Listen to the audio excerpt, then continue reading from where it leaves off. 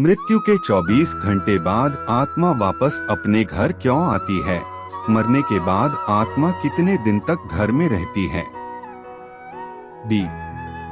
नमस्कार दोस्तों, आज की इस पोस्ट में हम जानने वाले हैं कि मृत्यु के 24 घंटे बाद आत्मा वापस अपने घर क्यों आती है? मरने के बाद आत्मा कितने दिन तक घर में रहती है आदि आप भी जानना चाहते हैं तो इस पोस्ट को अंत तक जरूर पढ़ें।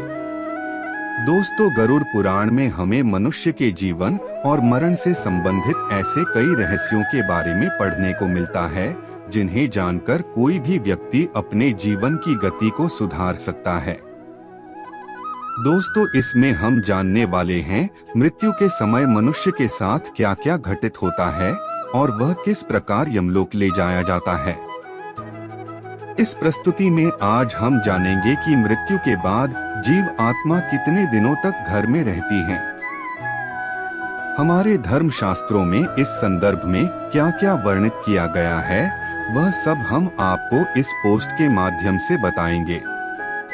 गरुड़ पुराण वैष्णव संप्रदाय से संबंधित है और इस पुराण के अधिष्ठाता देव सृष्टि के पालनकर्ता भगवान विष्णु है।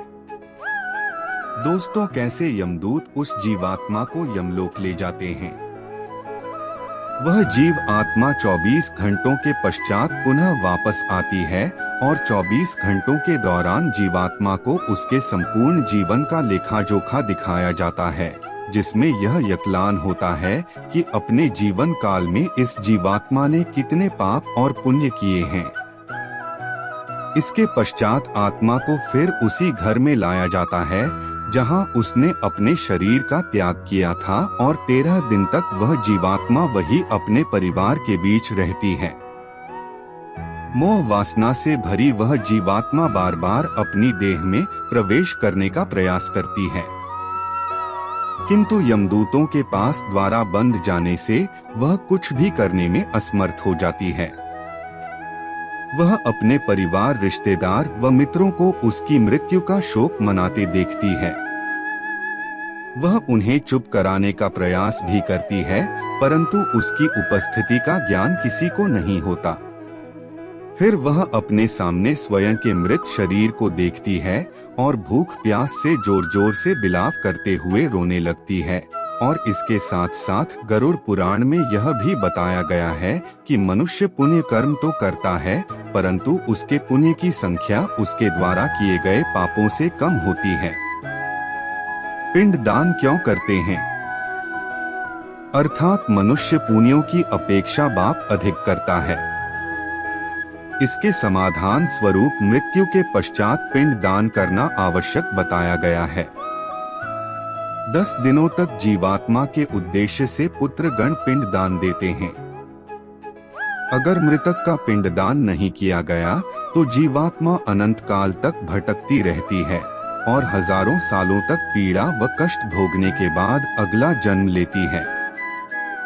पिंड दान करने से मृत का क्या लाभ होता है? प्रतिदिन दिए जाने वाले पिंड के 4 भाग हो जाते हैं।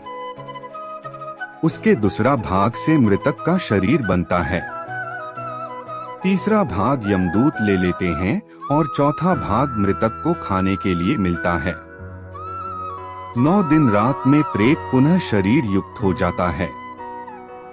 शरीर बन जाने पर 10वीं पिंड से प्राणी को अत्यधिक भूख लगने के कारण आहार रोकने प्राप्त होता है। गरुड़ पुराण के अनुसार 10 दिन तक दिए जाने वाले पिंड दान में विधि मंत्र, स्वधा, आवास और आशीर्वाद का प्रयोग नहीं होता। केवल नाम तथा गोत्र से पिंड दान दिया जाता है। मृतक का दाह संस्कार हो जाने के पश्चात पुनः शरीर उत्पन्न होता है। मृत व्यक्ति के जल जाने पर पिंडदान द्वारा उसे 1 हाथ लंबा शरीर प्राप्त होता है, जिसके द्वारा वह प्राणी अमलोक के मार्ग में अपने शुभ कर्मों को भोगता है।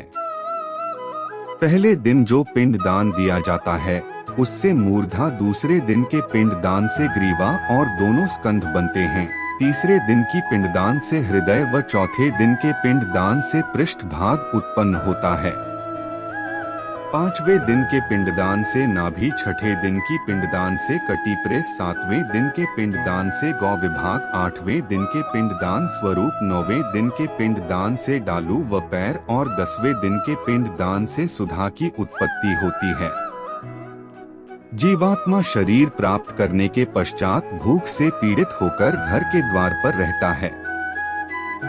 10वें दिन जो पिंडदान होता है उसमें मृतक का प्रिय भोजन बनाकर देना चाहिए, क्योंकि शरीर निर्माण हो जाने पर मृतक को अत्यधिक भूख लगती है। प्रिय खोजे पदार्थ के अतिरिक्त अन्य किसी भोजन का पिंड दान देने से उसकी भूख दूर नहीं होती। 11 और 12 दिन प्रेत भोजन करता है। मरे हुए स्त्री पुरुष दोनों के लिए प्रेम शब्द का उच्चारण करना चाहिए। उन दिनों दीप, अन्य जल, वस्त्र जो कुछ भी दिया जाता है उसको प्रेत शब्द के द्वारा देना चाहिए, क्योंकि वह मृतक के लिए आनंददायक होता है। 13 दिन तक शरीर धारण करके भूख प्यास से पीड़ित व प्रेत और अमदूतों के द्वारा वहां पर लाया जाता है। इंसान की कर्मों के कारण उसके दंड दिए जाते हैं और यहाँ से इसकी यमलोक की यात्रा आरंभ होती है। मनुष्य अपने कर्मों के कारण ही मृत्यु के पश्चात होने वाली घटनाओं को भोगता है। जो व्यक्ति जितना पापी होगा उसका अंतिम मार्ग उतना ही कठिन होता है, और वह जितना पुण्यकारी, निष्पत्ति और भगवत प्रेमी होगा उसकी स्वर्ग की यात्रा उतनी ही सुखदायक होगी। इसलिए हमें यह ध्यान रखना चाहिए कि कर्मों का फल जीते जी ही नहीं अपितु मृत्यु के पश्चात भी भोगना होगा। गरुड़ पुराण का यह बात हम यहीं पर समाप्त करते हैं। इससे आगे आप अगले भाग में जानेंगे। हमारा उद्देश्य केवल आपके ज्ञान में वृद्धि करना, वह धर्म के प्रति आपकी जिज्ञासा को बढ़ाना है।